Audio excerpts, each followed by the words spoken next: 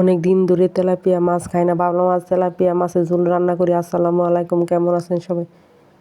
Tilapia মাছটা লবণ হলুদ মেখে এখন ভেজে নিব। তেলাপিয়া মাছ আমার কাছে খুবই ভালো লাগে, খেতেও ভালো লাগে।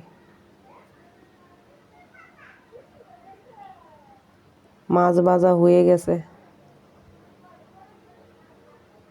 কড়ার মধ্যে দিব সরিষা তেল, তেলের মধ্যে দিব পেঁয়াজ কুচি হালকা ভাজা হলে দিয়ে দিব একটু পানি, এর মধ্যে দিয়ে দিব হলুদের গুঁড়া, মরিচের গুঁড়া, ধনিয়ার গুঁড়া, লবণ দিয়ে মশলাটা কষিয়ে নিব। মশলা কষানো হলে দিয়ে দিব টমেটো দিয়ে একটু নাড়িয়ে দিয়ে দিব পানি।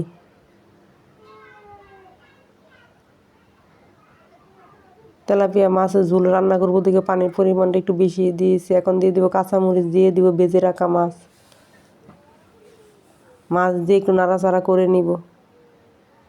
দিয়ে দিব এখন ধনিয়া পাতা দিয়ে একটু নাড়িয়ে নিব।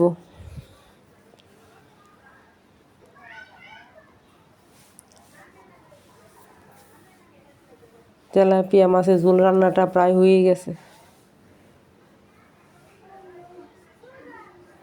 মাছের ঝোল খেতে আমার ভালোই লাগে।